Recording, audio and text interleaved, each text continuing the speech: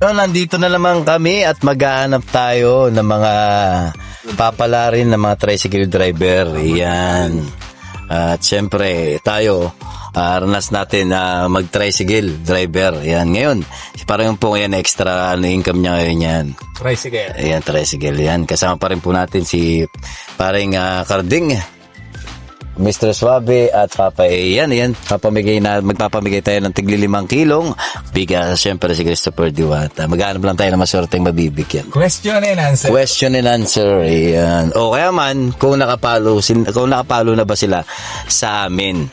At una nating tutuntunin ay ang mga taga sa amin mismo. Yan. May tatanong tayo at syempre titignan din natin kung nakapalo. Syempre, dapat naman siguro pag nataga sa atin, dapat nakapalo yata, no? Palo siyempre. Oo, dapat nakapalo, no? Kaya Nakakuha ng 5 kilong bigas. yan. So, titingnan na natin. May naisip na kami isang tanong.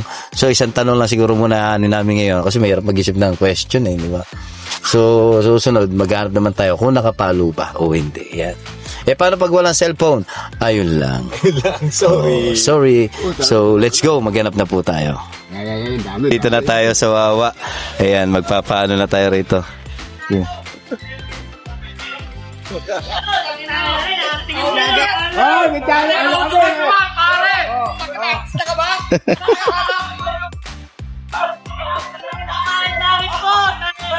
May question kami. Sino sasagot? Yan. Isa lang. Sino sasagot kayo? Bakit? Uy, tatanong kami. May pa-premyo. Sige. Ano pong pangalan? Boy, yan si Kuya Boy. Yan, taga rito rin yan sa amin. So, iunahin muna natin yung mga taga sa amin. May premyo kayo ng 5 kilo na bigas. Yan. Ito ang tanong namin.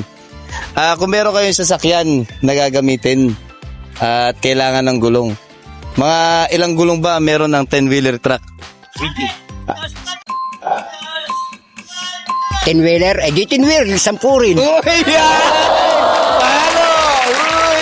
Meron na po siyang 5 kilong bigas. Ayan, ang masabi niyo sa timbela. What happened, Bella? Good, sa bilis.